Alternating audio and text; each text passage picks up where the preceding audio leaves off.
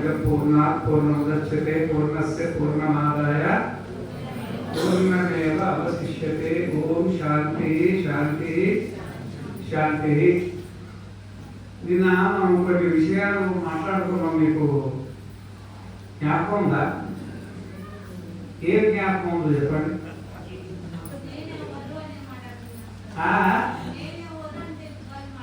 ఓహో, నేను ఎవరు అని కాదు. జాగ్రత్త అవస్థలో నేను అని అంటున్నాము, స్వప్నావస్థలో కూడా నేను అనే అనుభవం మనకుంది. సుషుప్తి అవస్థలో నేను అనే అనుభవం మనకు లేదు కదా.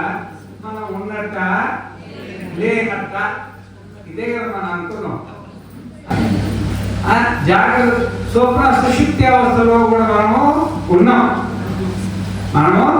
ఉన్నాము అని దాని గురించి కొన్ని మంత్రాలు రాస్తూ యద్వైతంగా విజానాతి విజానం ద్వైతంగా విజానాతి నహి విజ్ఞాతుర్ విజ్ఞాతే విపరిలోపో విద్యతే అవినాశిత్వాత్ నకు తద్వితీయమస్తి తత్వజ్ఞానం యత్ విజానీయాత్. మనం ఉన్నాం కానీ ఆ సమయంలో ఆ బుద్ధేమో మనలో కూడా లయించిపోయిందన్నమాట. అంటే బుద్ధి ఉంది కానీ ఉండి లేనట్టు ఉందన్నమాట. ఎత్ర అన్యదివస్య తత్ర అన్యో అన్యత్ పశ్యేత్ తత్ర అన్యో అన్యత్ జిఘ్రే తత్ర అన్యో అన్యత్ రసయేత్ తత్ర అన్యో అన్యత్ వదేత్ తత్ర అన్యో అన్యత్ స్పృశేత్ తత్ర అన్యో అన్యత్ శృణుయాత్ తత్ర అన్యో అన్యత్ మన్వీత తత్ర అన్యో అన్యత్ విజానీయాత్. ఎత్ర అన్యత్ ఇవ స్యాత్ అంటే ఎత్ర అంటే ఎత్ర జాగ్రత్త అవస్థే ఎత్ర స్వప్నావస్థే అంటే జాగ్రత్త అవస్థలో స్వప్నావస్థలో బుద్ధి మేలుకున్న తర్వాత ఎవరి బుద్ధి ఎవరి బుద్ధి అంటే మన బుద్ధి. ఎవరి బుద్ధి? మన బుద్ధి. బుద్ధులు ఎన్నున్నాయి ప్రపంచంలో? అందాలా?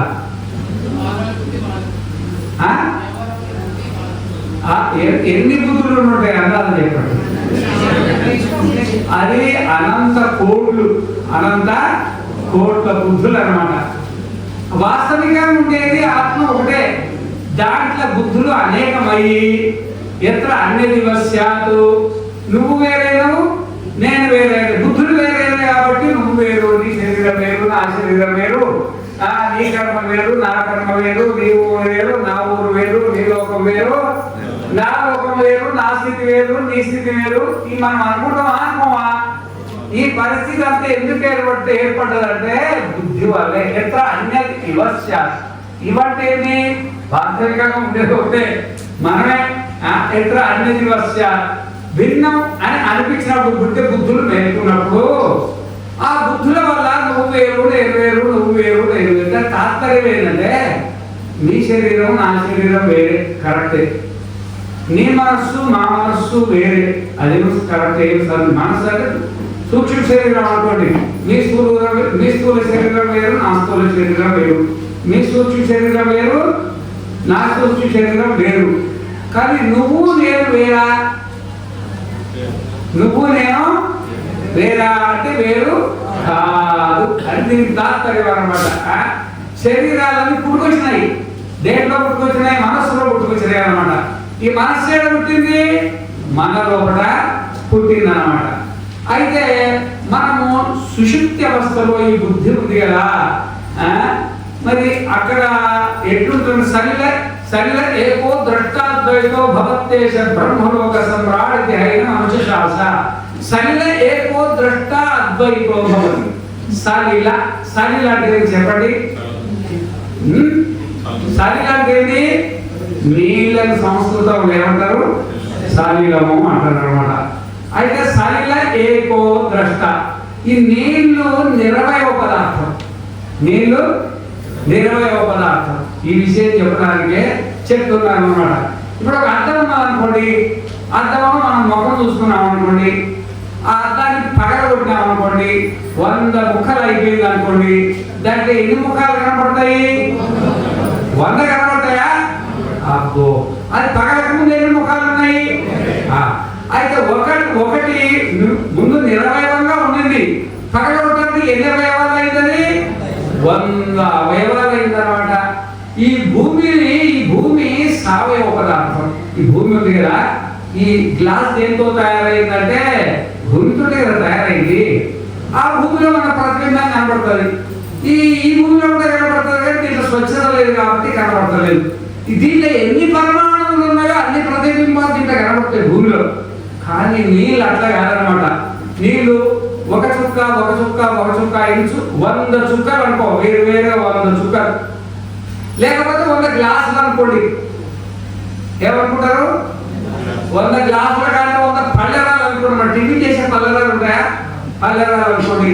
100 పల్లెరాలలో నీళ్లు పోసినామమ్మా. నీళ్లు పోసి ఒక్కొక్క పల్లెరాలో ముఖం చూసుకోండి. ఈ 100 పల్లెరాలలో ఎన్ని ముఖాలు కనబడతాయి మనకు? 100 ప్రతిబింబాలండి.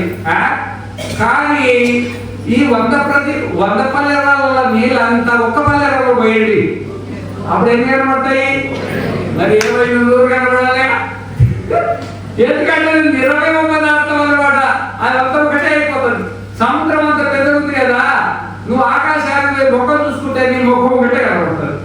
దాంట్లో ఎన్ని అవయవాలు ఉన్నాయి అంటే ఇప్పుడు భూమి ఏమో సావయవ పదార్థం, అది నీళ్ళేమో నిరవయవ పదార్థం. ఆ విధంగా మనకి ఏమైందంటే జాగ్రత్త అవస్థలో ఏమైందంటే ఈ కన్ను ఒక జలపాత్ర, చెవు ఒక జలపాత్ర, ముక్కు ఒక జలపాత్ర, నోరు ఒక జలపాత్ర, పంచ జ్ఞానేంద్రియాలు పంచ జలపాత్రలు. మనకి పంచ జలపాత్రలలో అన్ని రకరకాల జ్ఞానం కలుగుతుంది. కంటి ఉండదు, చెవి ఉండదు. ఈ సుషుప్తి పోయేప్పటికి ఏమైంది అంటే ఇవన్నీ ఒకటే అయిపోతాయి. జ్ఞానేంద్రియాలు కర్మేంద్రియాలు ఇవన్నీ ఏమైతాయి? ఇప్పుడు 100 పాత్రలలో నీళ్ళు ఒక్క పాత్రలో వస్తే ఒకే ప్రతిబింబం ఎట్లయిందో మన జ్ఞానేంద్రియాలు కర్మేంద్రియాలు మనస్సు బుద్ధి చిత్తం అహంకారం ఏదైతే 19 అవయవాల పదార్థం ఉందో ఈ బుద్ధి, ఇదంతా ఏమైంది? ఒకటి అయిపోయి అక్కడ 2 అనేది ఇంకొకటి ఉండదు. సకల ఏకో ద్రష్ట అద్వైతో భవతి. ఇక్కడ మెరుకుంటే ద్వైతం ఉంటుంది, మెరుకుంటే ద్వైతం ఉంటుంది. అక్కడ కూడా మోద ప్రమోద అని 2 వృత్తులు ఉంటాయి కదా. మనకు జాగ్రత్త అవస్థలేమో రూపవృత్తి, రసవృత్తి, గంధవృత్తి, ఎన్ని రకరకాల వృత్తులు ఉంటాయి కదా. పంచ జ్ఞానేంద్రియాల ద్వారా పంచరకాల వృత్తులు మనసులో ప్రవేశిస్తాయి కదా. కానీ మనకు సుషుప్తి అవస్థలో ఉండేది ఏంటంటే మోదము ప్రమోదం. మోదం అంటే ఓ మాదిరిగా సుషుప్తిగా ఉండడం, ప్రమోదం అంటే ఫుల్గా ఇల్లు ఒళ్ళు మరిచిపోయి నిద్రపోయినట్టు ప్రమోదం అనమాట. అది కూడా ఉదయం లేచిన తర్వాత చాలా బాగా నిద్ర పట్టింది, నాకు ఎంత ఆనందం పడిందో, ఏదో పర్వాలేదులే బాగా నిద్రపోయినట్లే మోద ప్రమోద వృత్తులు బుద్ధి ఉందన్నమాట. వాస్తవికంగా ఏంటి అక్కడ ఉంది? సరే, ఇది ఏకో ద్రష్టాద్వైతో భవత్తేశ బ్రహ్మలోక సమ్రాడికి హైన అవశేషాస. ఇదే మన బ్రహ్మలోకం కూడా. ఇది మనకు బ్రహ్మలోకం, ఇది మనకేది బ్రహ్మలోకము అని చెప్తున్నారు. ఏది? సుషుప్తి. సుషుప్తిలో ఉండే ఆనందాన్ని ఏమంటారు? బ్రహ్మానందం అంటారు. సరిగా ఏకో ద్రష్టాద్వైతో భవత్తేశ బ్రహ్మలోక సమ్రాడికి హైన అవశేషాస. ఏషాస్య పరమగతి, ఏషాస్య పరమా సంపద, ఏషోస్య పరమలోకః, ఏషోస్య పరమానంద. ఏతస్యైవ ఆనందస్య అన్యాని భూతాని మాత్ర ఉపజీవంతి. ఈ సుషుప్తిలో ఉండే ఆనందం ఉంది కదా, ఈ ఆనందంలో ఒక మాత్ర మాత్ర అంటే ఒక మోతాదు. మాత్ర అంటే ఏంటి? ఒక మోతాదు. ఒక మాత్ర అంటే ఒక మోతాదు అనమాట. ఆ ఆనందంలో ఒక మోతాదు నుండి ఒక ఆనందం 14 లోకాల వాళ్ళు, 14 లోకాల నుండి ఆనందం అంటే సుషుప్తిలో ఒక చిన్న ముక్క అంటారు. ఒక చిన్న ముక్క, చిన్నది పెద్దది కొంచెం అన్నమాట. అదే అంటే చెప్తున్నారు అన్నమాట. ఇప్పుడు మానవులలో చక్రవర్తి ఆనందము ఉన్నతమైన ఆనందం. ఇప్పుడు చక్రవర్తులు లేరనుకోండి, ప్రధానమంత్రి పెద్ద అనుకోండి. కానీ ఆ కాలంలో చక్రవర్తులు, ఈ భూలోకంలో ఉండే చక్రవర్తి ఉండే ఆనందం మానస ఆనందం అన్నిటికంటే పెద్దదంట. దానికంటే పితృలోకం ఒకటి ఉందంట. ఆ పితృలోకంలో ఉండే ఆనందం ఇంకా 100 రెట్లు ఎక్కువ ఉంటుందంట. వాళ్ళకంటే కూడా గంధర్వ లోకంలో ఉండే ఆనందం ఇంకా 100 ఎక్కువ ఉంటుందంట. వాళ్ళకంటే దేవలోకం ఉంటుంది కదా, ఆ దేవలోకంలో ఉండే ఆనందం ఇంకొక 100 రెట్లు ఎక్కువ ఉంటుందంట. ఆ తర్వాత ఆజాన దేవతలు అంటారంట. ఆజాన దేవతల యొక్క ఆనందం ఇంకో 100 రెట్లు ఎక్కువ ఉంటుందంట. ఆ తర్వాత ప్రజాపతి లోకంలో ఒకటి ఉంటుందంట. ఆ ప్రజాపతి ప్రజాపతి లోకంలోనే ఆనందం ఉంది కదా, అది దానికంటే 100 రెట్లు ఎక్కువ. ఆ ప్రజాపతి లోకానికంటే 100 రెట్ల ఆనందం బ్రహ్మలోకంలో ఉంటున్నారా? ఏమన్నా అర్థమైందా? సాయో మనుష్యానాగు రాద్ధ సమృద్ధో భవత్యన్యేషామధిపతి సర్వైర్ మానుష్యకైర్ భోగైర్ సంపన్నః స మనుష్యానాం పరమ ఆనందః అథో ఏషతం మనుష్యానాం ఆనందః స ఏకః గంధర్వలోక స ఏకః పితॄణాం ధిరలోకానాం ఆనందః అథో ఏషతం పితॄణాం ధిరలోకానాం ఆనందః స ఏకః గంధర్వలోక ఆనందః అథో ఏషతం గంధర్వలోకానాం ఆనందః స ఏకః కర్మదేవానాం ఆనందః ఏ కర్మణాదేవత్వం అభిసంపద్యంతే అథో ఏషతం కర్మదేవానాం ఆనందః స ఏకః ఆచరణదేవానాం ఆనందః అథో ఏషతం ఆచరణదేవానాం ఆనందః స ఏకః ప్రజాపతిలోక ఆనందః అథో ఏషతం ప్రజాపతిలోకానాం ఆనందః స ఏకః బ్రహ్మలోక ఆనందః అథ ఏష ఏవ పరమానందః ఏష బ్రహ్మలోక సమ్రాట్ ఇతి ఉవాచ. బ్రహ్మలోకం అందుకోవాలంటే ఏం పోవాలో చూడండి. బ్రహ్మలోకం అంటే చక్రవర్తి మనం కాలే. ఇంకా నీ ఇంటికి నువ్వు చక్రవర్తికి, భూమండలానికి చక్రవర్తి కావాలా? దానికంటే పితృలోకానికి పోవాలంటే ఇక 100 పుణ్యం ఉండాలా? బ్రహ్మలోక గంధర్వలోకానికి పోవాలంటే ఇక 100 పుణ్యం ఉండాలా? అలాగే దేవలోకానికి పోవాలా అంటే వాయుదేవుడు, అగ్నిదేవుడు, వరుణ దేవుడు ఆడిపోవాలంటే ఇక 100 పుణ్యం ఉండాలా? ఆ తర్వాత ఆధార దేవతలు ఉంటారంటే ఇంకా 100 పుణ్యం ఉండాలా?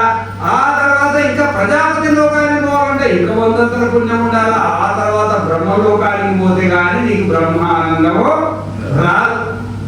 నుంచి ఎంత దూరం ఉంది మీకు చెప్పండి? బ్రహ్మానందం అంటారా? ఏం మాట్లాడలేదు. చేత దూరం ఉంటే చెప్పండి, ఊహ కలుగుతుందా? ఇది ఈ బ్రహ్మానందం కూడా మన శిశుత్తులో ఉండే ఆనందంలో ఒక ముక్కట. శిశుత్తులో ఉండే ఆనందం ఒక ముక్కట. ఆ బుద్ధి ఎక్కడో పోయిందో తెలియదు. మన లోకంలో మనం ఉన్నాం.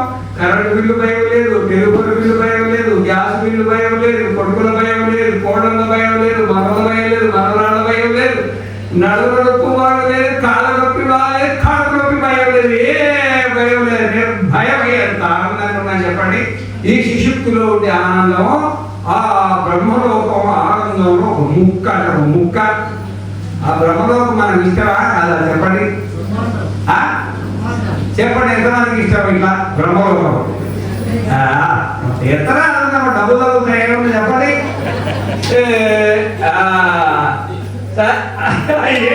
పరమానంద ఏష బ్రహ్మలోక సమ్రాట్ హోవాచ సహోవాచ సోహం భగవతే సహస్రం దదామి అత ఊర్ధ్వ విమోక్షాయైవ బ్రూహీతి. జనక చక్రవర్తి అన్నాడు, స్వామి మరి బ్రహ్మలోకం అన్నిటికంటే పెద్దదే. బ్రహ్మానందం ఊహించడానికి మనకు అందదు అనమాట. అంత బ్రహ్మలోకమైన ఆ బ్రహ్మ భువన లోక పునరావర్తినోర్జున మాముపేత్యతు కౌంతేయ పునర్జన్మ న విద్యతే. ఆ బ్రహ్మ భువనాలు, ఆ బ్రహ్మ అంటే ఈయన మొదలుకొని ఆ బ్రహ్మ అంటే బ్రహ్మ పర్యంతంగా ఎన్ని జన్మలు ఉన్నాయో, ఎన్ని రకాల పుణ్యాలు చేసినామో అన్ని రకాల పుణ్యాల వల్ల వచ్చిన ఏ జన్మ వచ్చిన చివరికి అన్నిటికంటే పెద్ద జన్మ ఏది? బ్రహ్మై పుట్టడం. బ్రహ్మజన్మైనా బ్రహ్మదేవుడు కూడా మళ్ళీ ఏం చేయాలి? అక్కడ నుండి ఆ బ్రహ్మ భువనాల్లోక పునరావర్తినోర్జున. ఆవర్తం అంటే ఏం చెప్పండి మీరు? ఆవర్తం అంటే ఏంది? తిరగడం మొదలైపోయింది. అమ్మగారు చేతికి తీసింది. వేదాంత పంచదశలో కూడా వస్తుంది ఆవర్తాంతరం వచ్చేదే. అంటే నది బారేప్పుడు పెద్ద మధు బారేప్పుడు సాకు బారాయన తిరుక్కుంటూ ఇట్లా సుడులు పోతుంటాయి. అయితే ఏదో కొన్ని వర్షానికి కొట్టుకొస్తాయి కదా, చీమలు దోమలు చిన్న చిన్న పురుగులు. ఆ వేగానికి దీంట్లో నది వచ్చి పడిపోతాయి. కానీ వాటికి తెలుస్తుంది మా స్వస్థానం కాదని తెలుస్తుంది కదా వాటికి. అరే ఎక్కడో పడిపోయినా, చెట్టు మీద ఉండేదాన్ని, ఇక్కడ బాలేదాన్ని, అక్కడ బాలేదాన్ని, నీళ్ళలో పడిపోయినా ఎట్లన్నా బయటపడాలా అని మెల్లగా ఈదడానికి ప్రయత్నం చేస్తుంది. ఏది? ఆ జీవుడు, ఆ జంతువు జీవడానికి ప్రయత్నం చేసి ఇదేం చేస్తుంది? అన్ని సుడే కదా, నడి నిండా సుడే. అది పోయి ఏదో సుడిలో పడుతుంది.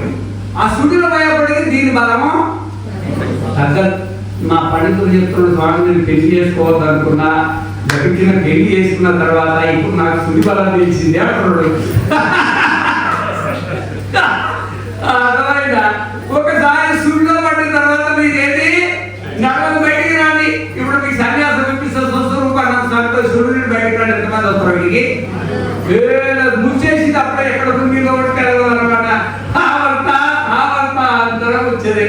ఈ విధంగా పునరపి జననం పునరపి మరణం పునరపి జననీ జఠరే శయనపి సంసారే బహుదుస్తారే కృపయా పారే పారి భాయి మురారే తిరుగుతూ తిరుగుతూ తిరుగుతూ తిరుగుతూ తిరుగుతూ తిరుగుతూ మనం ఇప్పుడు వచ్చి ఏ ఆవర్తంలో ఉన్నామో లలితా పీఠ వార్షికోత్సవం ఆవర్తంలో ఇరుక్కున్నారు కదా. అర్థమైందా? ఈడ నుండి బయటపడడానికి ఆస్కారం ఉందన్నమాట. కొద్దిగా ఉడుతున్నారనమాట. ఇప్పుడు జాగ్రత్త పడితే మంచిదే. కానీ జనకమాల్సినట్టు ఈ బ్రహ్మదేవుడి ఆనందం కూడా మరి ఆ బ్రహ్మ భువనాల్లో మరి పునర్జన్మనిచ్చేది కదా స్వామి. మరి సోహం భగవతే సహస్రం దదామి. నాకు ఈ విషయం చెప్పినందుకు పుణ్యంలో 2 రకాల తేడాలు ఉన్నాయి. ఇంత పుణ్యం చేస్తే ఆటాకపోతామా? ఇదంతా కలిసి సుశుక్తులు ఒకటి ఒక్కనైనా ఇంత విషయం చెప్పినందుకు నీకు 1000 ఇస్తున్న స్వామి. ఇష్టం ఉన్నాయి కోరుకో. కానీ అతూర్ధ్వం విమోక్షాయైవ బ్రూహీతి. నాకు ఈ జన్మ మరణ పరంపరలతో సంబంధం లేని జ్ఞానాన్ని ప్రసాదించు స్వామి. సవాయేష ఏతస్మిన్ స్వప్నాంతే రత్వా చరిత్వా దృష్ట్వా పుణ్యం చపాపం చపరా ప్రతిన్యాయం ప్రతియోన్యాత్రమది బుద్ధాంతాయైవ. నేను ఇప్పుడు ఏం చెప్తున్నాను చెప్పండి. అది ఇప్పుడు ఏమైందంటే ఏమి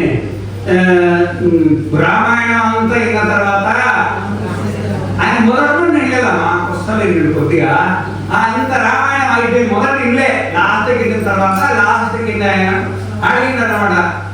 రాముడికి సీత ఏమైతుంది అంటే తెల్లదు అనమాట. తెల్లదనకపోతే ఏమంటారు? లాస్ట్ కింద కదా బాబా ఆయన మొదటి ఉంది కదా. అసలు ఈ ప్రసంగం ఎక్కడ మొదలైందంటే దీనికి జ్యోతిర్ బ్రాహ్మణం అంటది. ఏమన్నారు? జ్యోతి అంటే జ్ఞానం. జ్యోతి అంతర్జ్యోతిర్ బహిర్జ్యోతి ప్రత్యేక జ్యోతి పరాత్పర జ్యోతిర్జ్యోతి స్వయం జ్యోతి ఆత్మజ్యోతి శివోస్వయం జ్యోతి జ్యోతి జ్యోతి అంటే జ్యోతి అంటే జ్ఞానం. ఈ జ్ఞానం అంటే ఏంది? ఇప్పుడు నన్ను చూస్తున్నారా? తలకాయలే గుర్తలేరు. చూస్తున్నారా? నన్ను మీరు గుర్తుపడుతున్నారా? అది గుర్తుపట్టడానే జ్ఞానం అంటారు. దానికి కాదు లేదు చేతులు లేవు. ఇదే జ్ఞానం జ్యోతి అన్నమాట. ఈ జ్యోతి బ్రాహ్మణంలో ఒక విషయం అన్నమాట. అయితే మనకు జ్ఞానం అనేది కలగాలంటే కొన్ని అవసరం ఉంటాయి. అవి ఏంటంటే పగటి పూటనేమో సూర్యుడు, రాత్రి పూటనేమో చంద్రుడు, ఇంట్లోకి వస్తేనేమో దీపాలు ఆరేసుకున్న తర్వాత కూడా రేపు ఏం చేయాలా, ఈ రోజు ఏం చేసినామని మాట్లాడుకోవడానికి వాక్ ఉంటుంది కదా. వాక్ దీని వల్ల కూడా జ్ఞానం కలుగుతుంది. ఇది జాగ్రత్త అవస్థలో. ఇప్పుడు ఎందుకంటే మనకు సుషుప్తి అవస్థలో మనం ఉన్నాం. కానీ ఎట్లున్నామో మీకు తెలుస్తుందా? సుషుప్తి అవస్థలో మనం ఉన్నట్టు మనకు అనుభవం అవుతుంది. కానీ ఎట్లున్నామో అనుభవం మనకు లేదు. సుషుప్తి అవస్థలో మనం ఎట్లున్నామో తెలియదో, జాగ్రత్త అవస్థలో కూడా నువ్వు ఎట్లున్నావో నీకు తెలియదు. స్వప్నావస్థలో కూడా నువ్వు ఎట్లున్నావో నీకు తెలియదు. జాగ్రత్తలో కూడా నువ్వు ఉన్నట్టు నీకు అనుభవానికి ఉంది. కానీ అడిగితే చెప్పలేకపోతున్నాడు. స్వప్నంలో కూడా మీరు ఉన్నట్టు మీకు అనుభవం ఉంది. కానీ ఎట్లా కూడా చెప్పలేకపోతున్నాడు. సుషుప్తిలో కూడా నేను ఉన్నట్టు మీకు అనుభవం ఉంది. కానీ ఎట్లున్నారో చెప్పలేకపోతున్నారు అన్నమాట. ఈ విషయం చెప్పడానికి జ్యోతిర్బ్రాహ్మణంలో యాజ్ఞవల్క్యుని జనుకుడు అడుగుతున్నారు అన్నమాట. అయ్యా, అస్తమిత ఆదిత్య యాజ్ఞవల్క్య చంద్రమస్య అస్తమితే శాంతే అగ్నౌ శాంతాయాం వాచి కిం జ్యోతిరేవాయ పురుషః ఇది. స్వామి నిద్రపోయి పడుకున్నప్పుడు వాస్తవికంగా మనకి ఎట్లుంటుందంటే శరీర నిర్మాణంలో ఎరుగు ఒకటి ఉంటుందమ్మా. నాకైతే మీకుందో లేదో తెలియదు. ఆ ఎరుకలో 3 నాడులు ఉంటాయట. అవి ఒకటి ఇలా నాడి, ఒకటి పింగళ నాడి, ఒకటి శిశువు నాడి. ఈ శిశువు నాడిలో ఒక గొట్టం ఉంటుందట. ఒక గొట్టం మన పైకి నీళ్లు పోతాయి కదా. ఆ శిశువు నాడిలో గొట్టం. ఆ గొట్టంలో ఒకట కొన్ని రసాలు ఉంటాయి. ఏం రసాలు? మనం నిన్న రసాలు ఉంటాయి. ఆ రసాలలో బుద్ధి ఉంటుందట. ఏముంటుంది? అనేది జాగ్రత్త అవస్థలో ఏమో దక్షిణాక్షిముఖే విశ్వ మనస్యంతస్తు తైజస వృద్ధి ప్రాజ్ఞస్తదా ప్రాజ్ఞ త్రితాభోగం ప్రవర్తతే. మనకు మాండుక్య కార్యక్రమంలో వస్తుందన్నమాట గౌడవాదాచార్యులు. ఆ బుద్ధి జాగ్రత్త అవస్థలో కుడికట్లో ఉంటుందంట, స్వప్నావస్థలో కంఠానికి ఎదురుగా విశుద్ధ చక్రంలో ఉంటుందంట, సుషుప్తావస్థకు వచ్చేప్పటికీ హృదయ పద్మంలో ఉంటుందంట అని అంటారు అనమాట. ఆ తత్వానికి ఎన్ని ఆకులు ఉంటాయి, ఎన్ని రంగులు ఉంటాయని నేను యోగ దర్శనం చిన్న పుస్తకం రాసిన. అదంతా 1000 పేజీలు ఉండొచ్చు, సమగ్ర యోగ దర్శనం అని. అది అమెజాన్లో దొరుకుతుంది అనమాట. దాన్ని చూసి భ్రమణ 107 గ్రంథాల సారాంశం ఉంటుంది. దాంట్లో గొడవసేసిన వాడు ఏమి లేకుండా దాంట్లో చదువుకోండి. అది మనకి ఎవరికి తెలియదు. అసలు ఇప్పటి వరకు సుషుమ్నా నాడిని కనుక్కున్న డాక్టరే లేడు. ఆ సుషుమ్నా నాడిలో బుద్ధిని కనుక్కున్న దేవుడే లేడు. మహానుభావులు జ్ఞానులు వాటిని కనుక్కొని మనకు ప్రసాదించింది అనమాట. సుషుప్తి అవస్థకు పోయేప్పటికి ఏమవుతుందంటే ఈ బుద్ధి అనేది సుషుమ్నా నాడిలోకి ప్రవేశిస్తుంది. ఈ స్థానాన్ని వదిలిపెట్టి, జాగ్రత్త స్థానాన్ని వదిలిపెట్టి, కుడిగడ్డిని వదిలిపెట్టి సుషుమ్నా నాడిలోకి ప్రవేశిస్తుంది. ఆ సుషుమ్నా నాడి ఎంత ఉంటుంది? తావా అస్వైతే హితారామ నాట్య ఏకాకేశ శాస్త్రదా భిన్న సావధానంగా విస్తర్తే శుక్లస్య నీలస్య పిగలస్య హరితస్య లోహితస్య పూర్ణః అతాయత్రేణ భ్రంతి వా జరంతి వా అస్తి వా ఛాయతి గర్తన్యో పతతి దేవ జాగ్రత్తమయం భవతి అత్ర అనిత్యయ మన్యతే అత్ర దేవతి వా రాజే వా హమేవేదకం సర్వోస్తి మన్యతే సోస్య పరమో లోకః.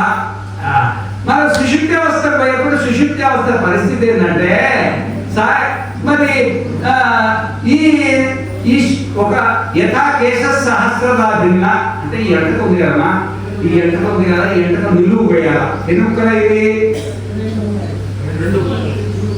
చెప్పండి కదా. నిలువు వస్తే అంటే కోసుకుంటా వెయ్యి వేయాలంట. కోసుకుంటా 1000 వేయాలి. యంత్రాలు ఉన్నాయో వెయ్యి కోసేంత యంత్రాలు. తావత్ అనిమ్నాతిష్టంతి. ఆ సుషుమ్నా నాడి ఉంటుంది.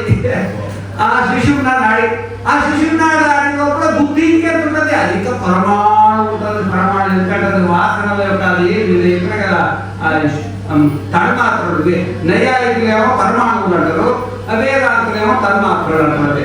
వస్తు వేదమే కానీ అలా అర్థమేదాన్ని అది ఇంత పరమాణు దాంట్లో ఎంత ఉంటుందో చూడండి బుద్ధి. అది కళ్ళు మూసుకోవాలి లోపలికి వెళ్ళిపోయిన తర్వాత ఈ సూర్యుడు లోపలికి రాడు. దాంట్లో ఏమైనా పడుతుందా చెప్పండి. అన్న గుండు సూర్యుడు మారకుండా పడుతుంది. ఎందుకంటే ఈ ఎంటలో 1000వ భాగం అంత ఉంటుంది. దాంట్లో గొట్ట ఉంటుంది. దాంట్లో అసలు ఏది పట్టదు.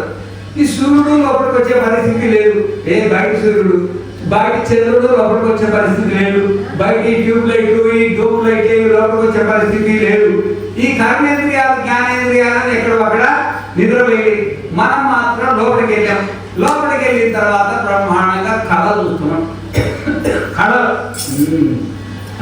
అథయత్రేణ భక్తి వా దినంతి వా హస్తి వా విచ్ఛాయతి గర్తమి వపతతి ఇదేవ జాగ్రత్తయం భవతి తత్ర విద్యా మన్యతే అథయత్ర దేవతి వా రాజే వా హమేవేదకం సర్వోస్మి మన్యతే సోస్య పరమో లోకః తదేతే శ్లోకా భవంతి. ఇంకా కొంచెం పొడుగుంది అనుకోయితే ఈ విధంగా మనం జాగ్రత్త అవస్థలో ఏ విధంగా శబ్ద స్పర్శ రూప రస గంధాలను ఏ విధంగా అనుభవిస్తున్నామో, ఏ విధంగానైతే భూమి నీళ్లు అగ్ని గాలి వాయువు ఆకాశము సూర్యుడు చంద్రుడు ఇవన్నీ ఉన్నాయో, ఏ విధంగా మనం జ్ఞానేంద్రియాలు కర్మేంద్రియాలు శరీరంలో ఆ విధంగానే స్వప్న అవస్థలో కూడా అన్నిటికీ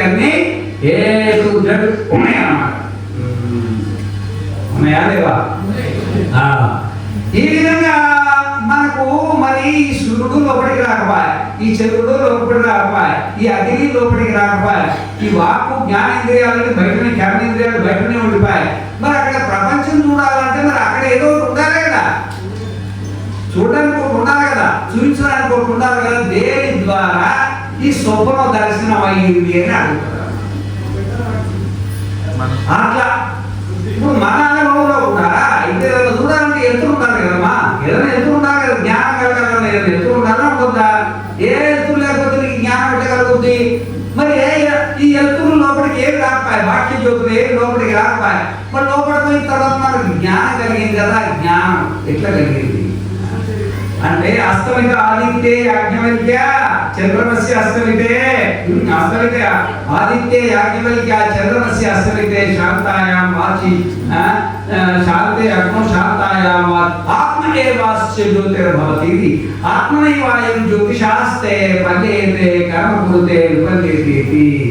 అక్కడ బుద్ధికి జ్ఞానం కలగాలంటే అక్కడ ఆత్మతోటే బుద్ధికి జ్ఞానం కలుగుతుంది.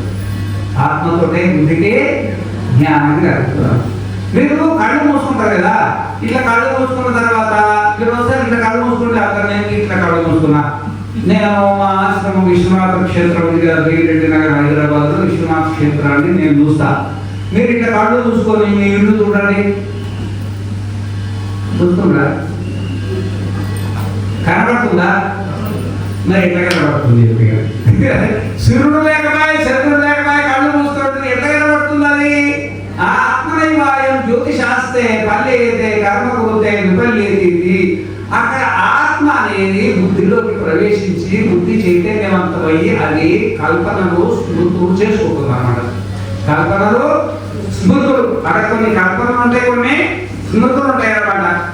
కల్పన చేయాలన్నా స్మృతి చేయాలన్నా ధియో యోనః ప్రచోదయాత్. గాయత్రి మంత్రం ఉంది కదా, ఓం భూర్భువస్సువః తత్సవితుర్వరేణ్యం భర్గో దేవస్య ధీమహి ధియో యోనః ప్రచోదయాత్. మా బుద్ధికి జ్ఞానాన్ని కలిగించేది ఉన్నారు కదా, అది ఏంటంటే ఆత్మ. ఆత్మనైవాయం జ్యోతిష ఆస్తే పల్యేతే కర్మ కురుతే విపల్యేతి. ఆ స్వప్నంలో మనం ఏం చేయాలనుకున్నా, ఏం చేసినా, ఏడికి వచ్చినా, ఏడికి పోయినది ఆత్మతోటే. ఆత్మ ఆత్మ బుద్ధి అనేది స్వప్నాన్ని చూస్తుంది. నీ బుద్ధి అయినా నా బుద్ధి అయినా స్వప్నాన్ని చూస్తుంది. కానీ మనకు ఆ ఆత్మ అంటే ఏదో మనకు తెలియదు కదా. ముందు శరీరం అంటే తెలుసు, బుద్ధి అంటే కూడా తెలుసు, మనస్సు అంటే కూడా తెలుసు, చిత్తం అంటే కూడా తెలుసు, కానీ ఆత్మ అంటే ఇది తెలియదు కదా. కథన ఆత్మీయతే క్వశ్చన్ చేసేది ఎవరు? కథన ఆత్మీయత. యోయం విజ్ఞానమయ ప్రాణేషు హృద్యంతర జ్యోతి పురుషః సా సమానస్వభవో లోకావః సంచరతి ధ్యాయతి వా లేయాయతి వా సహి స్వప్నో భూత్వా ఇవ లోకం అతిక్రామతి మృత్యో ఉపాడీతి సవాయం పురుషో జాయమాన శరీరమపి సంపద్యమానః పాపమే సంసృజ్యతే స ఉత్క్రామణ మ్రియమాణ పాపమో వ్యవాతి తస్య వా ఏతస్య పురుషస్య ద్వేనేవ స్థానే భవత హిరణ్య పరలోకస్థానం చ సంధ్య తృతీయో స్వప్రస్థానం తస్మిన్ సంధ్యే స్థానే తిష్టమేతే విపశ్యతి ఇదం చ పరలోకస్థానం చ యథాక్రమయం పరలోకస్థానే భవతి తం ఆక్రమ్య ఉభయాన్ ఆత్మనః ఆనందాశ్చ పశ్యతి సా యత్ర స్వపతి అస్య లోకస్య సర్వలోతో మాత్రమపాదాయ స్వయం వ్యాప్య స్వయం నిర్మాయ స్వేన జ్యోతిష ప్రస్వపతి అత్రాయ పురుషః స్వయం జ్యోతిర్భవతి. ఏమన్నా అర్థమైందా?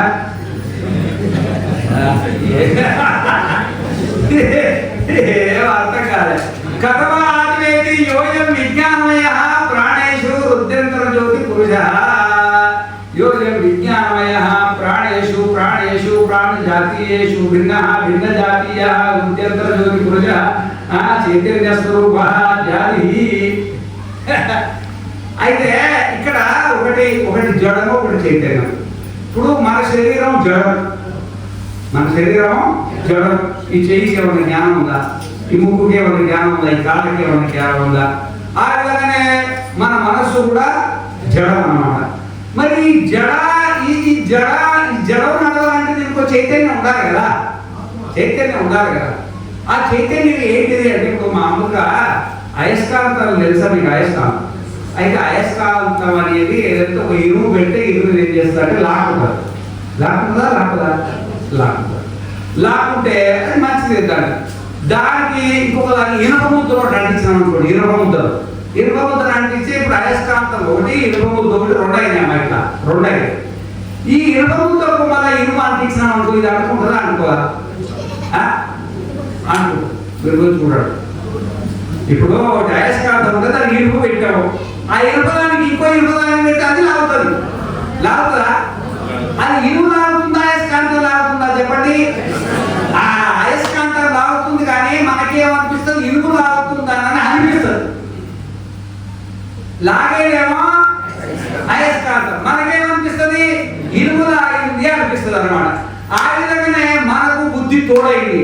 మనమేమో అయస్కాంతం, బుద్ధి ఏమో ఇనుమ, బుద్ధి ఏమో ఇనుము. ఈ శబ్దస్పర్శ రూప రసగంధ అన్నాయి కదా, అతుక్కుంటున్నాయి కదా. దేనికి అతుక్కుంటున్నాయి? బుద్ధికి అతుక్కుంటున్నాయి అన్నమాట. కానీ వాస్తవిక బుద్ధికి అతుక్కుంటున్నాయా, మనకి అతుక్కుంటున్నాయి? మనకే అతుక్కుంటున్నాయి. కానీ దానికి మీడియేటర్ ఒకటి ఉంది, ఏది? బుద్ధి అన్నమాట. ఈ విధంగా కథన ఆత్మైతే యోజం విజ్ఞానమయ ప్రాణేషు హృద్యంతర్జ్యోతి పురుష, హృది అంతర్జ్యోతి పురుష, హృది అంతర్జ్యోతి పురుష. హృది అంతర్జ్యోతి పురుష అనేది మీకు కొంచెం అర్థం కాదు. ఈ హృది అంటే ఏంటంటే మనకు ఈ శిశువున నాటని చెప్పిన కదా, ఇవన్నీ మాటికి దొరికేవి కావమ్మా ఈ మాటలు. ఇదేదో పెద్దవాళ్ళు మనకి చెప్పింది కాబట్టి పెద్దవాళ్ళ ఉచ్చిష్టం అన్నమాట. దొరికినప్పుడే పట్టేసుకోవాలి, రిక్కిన పట్టేసుకోవాలా. అయితే ఈ హృదయం ఉంటుంది కదా, అంటే హృదయం అంటే ఇది కాదు, ఇది వెనకాల శిశువునాడు హృదయ పద్మం ఉంటుంది కదా. ఈ పద్మంలో ఒక ఆకాశం ఉంటుందమ్మా. ఇప్పుడు ఒక గ్లాస్ ఉంటే గ్లాసులో ఒక ఆకాశం ఉంటుందా? ఓ చెంబు ఉంటే చెంబులో ఆకాశం ఉండదా? ఈ మందిరం ఉంటే మందిరంలో ఒక ఆకాశం ఉండదా? అది పెద్దదైతే పెద్ద ఆకాశం, చిన్నదైతే చిన్న ఆకాశం. ఆ విధంగా హృదయ పద్మం ఒకటి ఉంది కదా, హృదయ పద్మం కూడా డొప్పలే ఉంటుంది అనమాట. దాంట్లో ఒక ఆకాశం ఉంటుంది. దాన్ని ఏమంటారు చెప్పండి? హృదయాకాశం అంటారు. ఆ హృదయ ఆకాశం ఏంటంటే ఇప్పుడు మనం ఇక్కడ కూర్చున్నాం, ఆకాశం ఉంటే కూర్చున్నాం, లేకపోతే కూర్చోగలుగుతాం. ఆయన అవకాశాలు ఇచ్చింది కదా. ఆ విధంగా ఈ బుద్ధి హృదయంలో కూర్చోవాలంటే దానికి ఆకాశం ఉండాలా, ఉండాలి. అది హృదయాకాశం. బుద్ధిని కూర్చోవడానికి అవకాశం ఇచ్చేదాన్ని ఏమంటారంటే హృదయాకాశం అంటారు అన్నమాట. ఆ హృదయాకాశంలో బుద్ధి వచ్చి కూర్చున్నారు. హృదయంలో బుద్ధి కూర్చుంది కాబట్టి బుద్ధికి కూడా హృదయం అని పేరు వచ్చేసింది. బుద్ధికి కూడా హృదయం అని పేరు వచ్చేసింది అన్నమాట. అది యోజం విజ్ఞానమే ప్రాణేషు హృద్యంతర్జ్యోతి. హృదయ అంతర్జ్యోతి అంటే హృదయ అంతర్ అంటే బుద్ధి అంటారని తాత్పర్యం. బుద్ధి లోపల, హృదయ లోపల అంటే ఏమన్నట్టు? గంగాయ ఘోష అన్నట్టు. గంగాయ ఘోష అంటే గొల్లలు ఉంటారు కదా, గొల్లల గుడిసెలు ఉంటాయి కదా. గొల్లల గుడిసెలు ఏం చేస్తారంటే గంగా నది తీరాన ఈ పక్క ఆ పక్క గుడిసెలు వేసుకొని వాళ్ళు గొర్రెలు వేసుకుంటారు అన్నమాట. గొర్రెలు వేసుకుంటే ఎవరైనా వచ్చాడు, అయ్యా నాకు గొర్రెలతో పని ఉన్నది, గొర్రెలు అంటే గంగలో ఉన్నారు పోయా ఉంటాడు. ఎవరైనా గంగలో ఉన్నారు. గంగలో ఉంటుందా? గంగలో ఒడ్డా అనమాట. గంగలో ఉన్నారంటే గంగ ఒడ్డులో ఉన్నారు. ఇది అట్లా చెప్తారు అనమాట. ఆ విధంగా హృదయాంతర్జ్యోతి అంటే హృదయాంతర్జ్యోతి అంటే బుద్ధి అంతర్జ్యోతి. బుద్ధి అంతర్జ్యోతి. అయితే ఆ హృదయంలో ఆకాశం ఉంది కదా, రెండు ఆకాశాలు ఉన్నాయి. ఒకటేమో జడాకాశం, ఇంకొకటేమో చిదాకాశం. ఇప్పుడు ఉంది కదా, ఈ హాల్ ఉంది కదా, ఈ హాల్లో ఒక ఆకాశం కనబడుతుంది. ఈ ఆకాశాన్ని ఏమంటారు? జడాకాశం అంటారు. దీనిలో కూడా ఇంకో ఆకాశం ఉంది, దాన్ని ఏమంటారు? చిదాకాశం. ఆ చిదాకాశంతో నేను మాట్లాడుతున్నా, మీరు వింటున్నారు ఇక్కడ. అర్థమైందా? రెండు ఆకాశాలు ఉన్నాయి.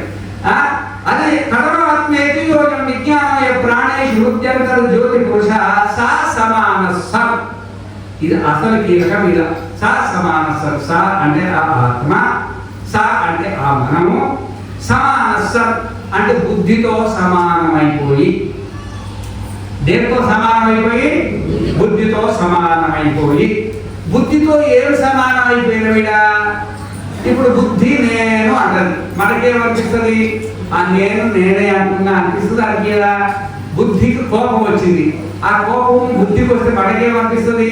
నాకే కోపం వచ్చింది అనిపిస్తుందా లేదా? ఆ బుద్ధికి ప్రేమ కలిగింది, మనకేమనిపిస్తుంది? నాకే ప్రేమ కలిగింది అనిపిస్తుందా? అనిపించదా? ఆ బుద్ధికి నేను స్త్రీని అనిపిస్తుంది, మరి మనకేమనిపిస్తుంది? నేను స్త్రీని అని అనిపిస్తుందా? అనిపించదా? ఆ బుద్ధి జాగ్రత్త అవస్థకు వస్తుంది. ఆ బుద్ధి నేను మేలుకున్నా అంటది, మనం ఏమనుకుంటాం? నేను మేలుకున్నా మనకు అనిపిస్తుందా? అనిపించదా? ఆ బుద్ధి నేను బ్రహ్మచారిని అనుకుంటుంది, మనకేమనిపిస్తుంది? నేను బ్రహ్మచారిని అనిపిస్తుందా? అనిపించదా? ఆ బుద్ధి నేను సన్యాసిని అనుకుంటుంది. పొద్దున్నే లేవగానే నేను అనుకుంటారా? బాబు పొద్దున్నే లేవగానే నేను సన్యాసిని అనుకుంటాను. అర్థమైందా? ఆ బుద్ధి అనుకునే బుద్ధి మనకేమనిపిస్తుంది? నేనే అనుకుంటాం. నేను మనిషిని అని అనుకుంటుంది బుద్ధి, మనకేమనిపిస్తుంది? నేను మనిషిని. ఈ విధంగా 14 లోకాలల్లో బుద్ధి తానైపోయింది. బుద్ధి తానైపోయింది. సా సమాన సత్. బుద్ధి తానైపోయి ఉభవ లోకవు అనుసంచరది. ఉభవ లోకం అంటే ఈ జన్మ జన్మ రాబోయే జన్మలో అనుసంచరతి అంటే బుద్ధిని అనుసృత్య సంచరతి అనుసంచరణ అనుశబ్దం పాటించాలి. ప్రబల అనుభవం మృదు అంటారు కదా. మరి ఆ బుద్ధిని అనుసరించి వీడు సంచారం చేస్తున్నారు. మనకి ఎన్ని లోకాలు ఉన్నాయి చెప్పండి? తప్పు. మనకుండేటి 2 లోకాలు. ఒకటి ఈ జన్మ, ఒకటి రాబోయే జన్మ. 14 లోకాలు ఒకటిసారి వెళ్ళిపోతావమ్మా. ఉంటే ఈ జన్మ ఒకటి ఈ జన్మ, ఒకటి రాబోయే జన్మ. అంటే పోయే జన్మలో చేసింది ఈ జన్మలో అనుభవిస్తున్నాం, మళ్ళీ కొత్తగా చేసుకుంటాం. వచ్చే జన్మలో మళ్ళీ ఆ జన్మకు పోతాం. ఇట్లా జన్మ తర్వాత జన్మ, జన్మ తర్వాత జన్మ, జన్మ తర్వాత జన్మ, జన్మ తర్వాత జన్మ. అనుసంచరతి పోయేదేవ బుద్ధి, చేసేదేవ బుద్ధి. ప్రకృతి కర్మాణి క్రియమాణాన్ని సర్వశః అహంకార విమూఢాత్మ కర్త అహం ఇది మన్యతే. చిత్ జడ గ్రంథి. చిత్ అంటేనేమో మనము, జడ అంటే మన బుద్ధి, గ్రంథి అంటే పక్కటైపోయిన ఇప్పుడు వస్తున్నాయా? గ్రంథి ముడి పడిపోయినాడు. భార్యాభర్తలు గుడ్డే కొట్టుకోవడమే కష్టమైపోయింది కాలంలో. తల్లిదండ్రుల గుడ్డే కొట్టుకోవడమే కష్టమైపోయింది. ఇక ఇచ్చించిన గ్రంథి మనకు మన బుద్ధికి బంధం ఏర్పడి ఆ బంధం నుండి విడిపడలేక విలవిల కాకల తటపట పటపట కొట్టుకుంటా తిరుగుతూ నేను ఇక్కడికి వచ్చిన. మీరు కూడా ఇంటికి వచ్చిన. ఇక్కడ నుండి కొట్టుకుంటూ తిరుగుతుండాల్సిందే. చించడ గ్రంథి అంటారు అన్నమాట. అయితే సమానస్సనుభవలోకావనుసంచరతి ధ్యాయతివా లీలాయతివా. వాస్తవికంగా ప్రపంచంలో శబ్దస్పర్శ రూప సంగతాన్ని అనుభవించేది బుద్ధి అయినప్పటికైనా ధ్యాయతివా నేను అనుభవిస్తున్నాను, లీలాయతివా యజ్ఞం చేసినా, దానం చేసినా, తపస్సు చేసినా, పుణ్యం చేసినా, పాపం చేసినా, ఏ కర్మ చేసినా బుద్ధే చేస్తున్నాగా నేను చేస్తున్నానని భ్రమకు వీడు పట్టడు కదా. ఇది చిచ్చడ గ్రంథి అంటారు. ఈ చిచ్చడ గ్రంథి ఉంది కదా, ఈ చిచ్చడ గ్రంథిని ఏ విధంగా ఇంపుకోవాలా అనేది మనం నిదానంగా ఆలోచన చేసుకున్నాం. వాస్తవికంగా మనము ఆత్మ. అయితే ఆ బుద్ధితో సమానం అయిపోయి, అంటే బుద్ధి అయిపోయి బుద్ధి గుణాలన్నీ మనకు వచ్చేసినాయి అన్నమాట. దాన్ని ఎట్లా విడవాలా? దాన్ని అంటే బుద్ధిని నేను ఎట్లా కాదు అని తెలుసుకోవాలి, ఎట్లా వలలో పడ్డాని తెలుసుకోవాలి. లోపలికి ప్రవేశించాను, బయటికి ఎట్లా విడవాలి. చిన్న కథ ఎక్కువ ముగిస్తా. అయిపోయింది, నా టైం కూడా అయిపోయింది. ఒక ఆయన ఒక ఇల్లు కొన్నాడమ్మా, ఇల్లు కొన్నాడు. అయితే దాన్ని రిపేర్ చేయాలనుకుంటే ఒక మూల ఇంట్లో పెద్ద ఇల్లు అది చిన్న ఒక అలమార ఉండిపోయింది. ఆయన వదిలిపెట్టి వెళ్ళిపోయాడు. ఆ రిపేర్ చేసేప్పుడు ఏమైందంటే ఆ అలమార దళం నుండి బయటికి రావట్లేదు. ఎట్లా అడ్డబెట్టిన రావట్లే, పొడుగు పెట్టిన రావట్లేదు, ఎట్లా పెట్టినా బయటికి రావట్లేదు. ఈ సేఫ్గా అర్థమైంది. కొన్నాళ్ళు రిపేర్ చేయాలి కదా, ఎట్లా ఎవరు నిలుచుకుని నాకు వాదన్నారు. అక్కడ పేపర్ స్టేట్మెంట్ ఇచ్చింది. ఎవరైనా దీన్ని డ్యామేజ్ అంటే దర్వాజా డ్యామేజ్ కాకూడదు, అలమార డ్యామేజ్ కాకూడదు, బయటకు తీస్తే పారితోషికం ఏమన్నాడు. ఈ నిజానంద స్వామి అంటే ఒక ఆయన చదివిపోవాలి. చదివితే ఇదేదో విచిత్రంగా ఉన్నది, దాంట్లో తేలిపోయినాడు. పోయి లోపలికి పోయి తేలి వేసి అర్థం పొడుగు మొత్తం 10 సార్లు 20 సార్లు కొలిసాడు. కొలిసి సేటు కాదు, నేను గ్యారంటీగా ఇస్తాను. ఏమన్నాడు? గ్యారంటీగా ఇస్తాను. సంతోషపడ్డాడు. ఎంత కావాలి ఆయన? సరే నువ్వు ఎంత ఇస్తాను? నేను 50,000 ఇస్తాను. ఎంత సంతోషపడ్డాడు. అయితే ఒక కండిషన్ అన్నాడు. ఏ కండిషన్ అయినా సరే అది బయట తీసుకురా, ఏ కండిషన్ చెప్పు. అసలు లోపలికి ఎట్లా పోయిందో చెప్తే బయటకు తీస్తాను.